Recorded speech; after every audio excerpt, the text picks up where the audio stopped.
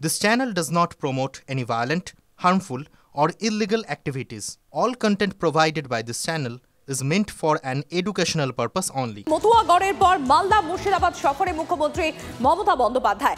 সংখ্যালঘু অধ্যুষিত এলাকায় মিমের প্রভাব বৃদ্ধির মধ্যেই এই সফর। ৩রা ডিসেম্বর মালদার গাজলে সভা মমতার, ৪ঠা ডিসেম্বর সভা করবেন বহরমপুরে।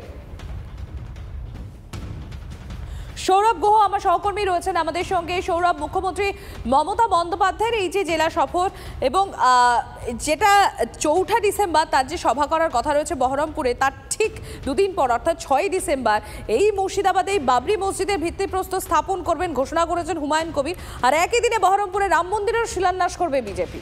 তার আগে মুখ্যমন্ত্রীর এই সফর কতটা তাৎপর্যপূর্ণ?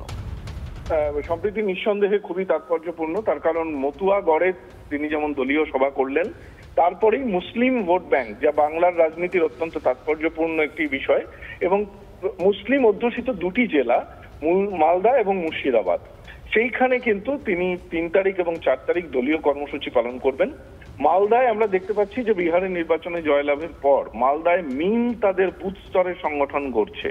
এটা একদা কংগ্রেসের গড় এবং একজন কংগ্রেসের এমপি একমাত্র ওই জেলাতেই আছে। খুব গুরুত্বপূর্ণ রাজনৈতিকগতভাবে। মুর্শিদাবাদও খুব গুরুত্বপূর্ণ, কারণ সেখানে বাম কংগ্রেসের এখনো বেশ কিছু অস্তিত্ব, মানে বিভিন্ন প্রক্রিয়ায় তারা থাকেন। আর তুমি যেটা বললে, বাবরি মসজিদ ৬ তারিখ করবেন তৃণমূল কংগ্রেসের বিদ্রোহী বিধায়ক হুমায়ুন কবির। সুতরাং এই একটা পরিস্থিতিতে দাঁড়িয়ে এসআইআর আবহে মমতা বন্দ্যোপাধ্যায় মালদা মুর্শিদাবাদে যাচ্ছেন। তিনি কি বলেন এবং পার্টির গোষ্ঠীদ্বন্দ্ব মেটাতেই বা তিনি কি বার্তা দেন, সেটা নিশ্চিতভাবে খুবই তাৎপর্যপূর্ণ এবং সেদিকে তাকিয়ে রয়েছে রাজনৈতিক মহল। সম্প্রীতি। ধন্যবাদ সৌরভ।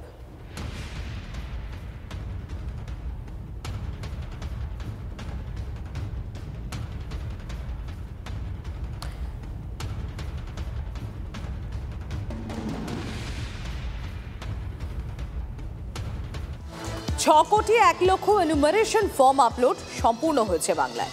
সময়সীমার ৮ দিন আগে ৭৮.৪% কাজ শেষ বিএলওতে। ফর্ম আপলোডে জাতীয় গড়ের চেয়ে এগিয়ে রয়েছে বাংলা। ১২ রাজ্যে ফর্ম আপলোডের হার ৬৩%।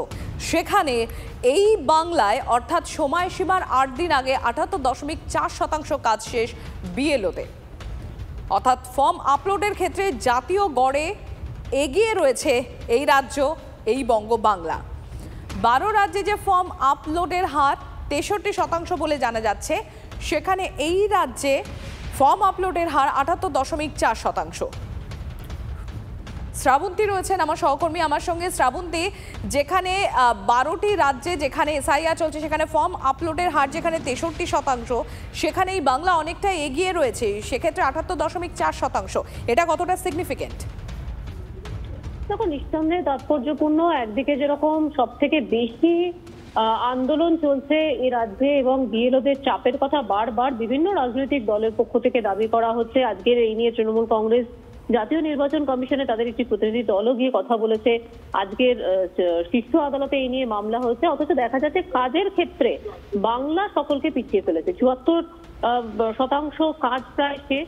একই সঙ্গে ডিজিটাইজেশন, যেটা নিয়ে একাধিক সমস্যা থাকলেও, একাধিক অভিযোগ থাকলেও, সেই কাজটিও প্রায় সমাপ্ত হয়ে যাচ্ছে এবং আগামী ৪ঠা ডিসেম্বরের মধ্যে এই কাজ অনেকেই সমাপ্ত করে ফেলতে পারবেন। ইতিমধ্যেই ইলেকশন কমিশন নিজেদের যে ওয়েবসাইট সেখানেও জানিয়েছে বেশ কিছু বিএলও ১০০% কাজই সমাপ্ত করে ফেলতে পেরেছে।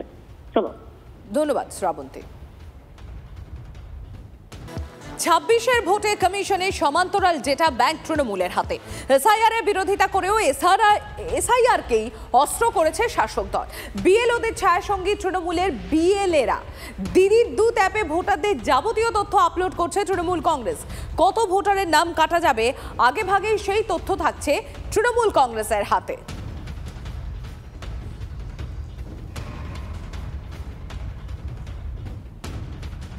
রাজ্য জুড়ে নির্বাচন কমিশনের নির্দেশে এসআইআর প্রক্রিয়া শুরু হতেই তৃণমূলের পক্ষ থেকে প্যারালাল তথ্য সংগ্রহ শুরু হয়েছে এবং সেই তথ্য দিদির দূত যে অ্যাপ রয়েছে সেই অ্যাপে আপলোড করছেন ভোটারদের সামগ্রিক তথ্য।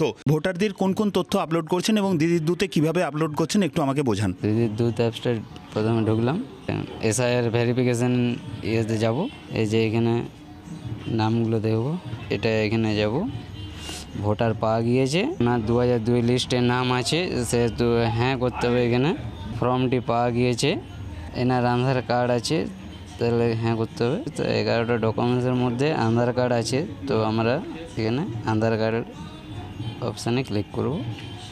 কাজে সন্তুষ্ট হয়েছে, এটা সেভ করব। বিএলওকে ফর্মটি সাবমিট করা হয়েছে, এস করে এটা সাবমিট করে দেবো, তাইলে এটা দিদির দুধ অ্যাপসে হয়ে গেল। আপনাদের সঙ্গে যারা বিএলও টু রয়েছেন তারাও তথ্য সংগ্রহ করছেন, আর তারা কি এনুমারেশন ফর্ম থেকে তথ্য সংগ্রহ করছেন নাকি ভোটারদের কাছ থেকে? ভোটারদের কাছ থেকে। আমার কাছে যখন আসছে আমি নিচ্ছি যখন, তখন ও আমার সাথে থাকছে, ও ওর কাজটা করে নিচ্ছে সাথে। কমিশনের সমান্তরাল তৃণমূল কেন তথ্য সংগ্রহ করছে, প্রশ্ন তুলছে এবার বাম বিজেপি। কমিশনের তথ্য তৃণমূল পাচার করতে চাইছে এমনই অভিযোগ বিজেপি বিধায়ক নীলাদ্র শেখর দানার। তৃণমূলের বিএলএদের গ্রেফতারি চেয়ে কমিশনের হস্তক্ষেপ দাবি। কমিশনকে জানিয়েও লাভ হচ্ছে না এমনই অভিযোগ সিপিআইএম এর। যে কাজটা করার দরকার আমাদের বিএলও, সেই কাজটা করছে দিদির ভূতেরা। এই তথ্যকে পাচার করতে চাইছে। জাতীয় নির্বাচন কমিশনারের পদক্ষেপ নিয়ে এগুলোকে কোমরে দড়ি দেওয়ার দরকার আছে। এই তথ্য নির্বাচন কমিশনের কাছে থাকার কথা, কিন্তু নির্বাচন কমিশনের কাছে যাওয়ার আগেই ধমকে চমকে বা ভালো সম্পর্কের খাতিরে তৃণমূল সেটা নিয়ে ওই যে ওদের অ্যাপে আপলোড করছে, সেটা আমরা সরকারি দপ্তরে জানিয়েছি। কিন্তু সরকারি অফিসাররা কার্যত অসহায়ের ভূমিকায় আছে। তাদের তৃণমূলের সামনে, তৃণমূলের মুখের ওপর কিছু বলার হয় ক্ষমতা নেই, না হলে ইচ্ছা নেই। এই তথ্য কোথায় বিক্রি হবে, এই তথ্য কোন কোম্পানি আবার 500,000 কোটি টাকা দিয়ে এসে এবার নির্বাচনটাকে খরচা করবে, সেটা জানা নেই। কিন্তু এটা নির্বাচন কমিশন এটাই ইন্টারফেয়ার করলো না, এটায় কোনো হাত দিল না, এইটা মানুষের নিরাপত্তার জন্য খুব যথাযথ কাজ হলো না। আমরা দেখেছি যে 2002 সালের যে ফিজিক্যাল লিস্ট, যে লিস্ট বিএলওরা নিয়ে এসছেন এবং সেই লিস্ট ইলেকশন কমিশন তাদের দিয়েছে, সেই লিস্টে যদি 900 জনের নাম থাকে, দেখা যাচ্ছে অনলাইনে 700 জনের নাম আছে। নির্বাচন কমিশনের নিজের ট্রান্সপারেন্সির অভাব রয়েছে। সেই জায়গায় আমাদের বিএলএ টুরা দিদির দুধ অ্যাপে ডেটাগুলো আপলোড করছে প্যারালালি।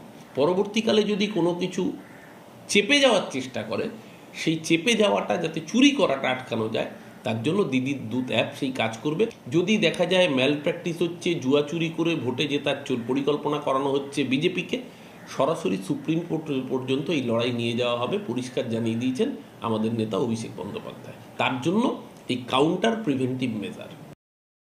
মুখ্যমন্ত্রীর হিলিয়ে দেব মন্তব্যকে তীব্র কটাক্ষ বিরোধী দলনেতা।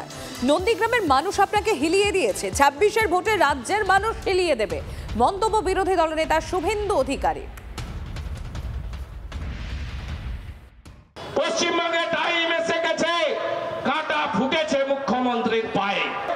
কি ভাষা, হিলিয়ে দেব ভারতবর্ষকে, এ তো শাহজাহানের ভাষা, এ তো অনুব্রত কেষ্টর ভাষা, এই ভাষা তো গুন্ডাদের ভাষা, এই ভাষা তো নন্দীগ্রামের সুপিয়ানের ভাষা, এই ভাষা গুন্ডারা মাফিয়ারা বলে।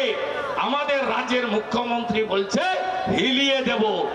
আরে মমতা ব্যানার্জি, নন্দীগ্রামে আপনাকে ভোটাররা হিলিয়েছে একবার, এবার 26-এ বাংলার জনগণ আপনাকে হিলিয়ে দেবে, আপনি নিশ্চিন্ত থাকুন। গতকাল মুখ্যমন্ত্রী মমতা বন্দ্যোপাধ্যায় ঠিক কি বলেছিলেন একবার শোনাই আপনাদের। 2029 বড়ই ভয়ঙ্কর, তোমাদের সরকার থাকবে না, শকুনি মামারা সেদিন কোথায় পালাবে, এখন থেকে ঠিক করে জায়গা রেখে দাও।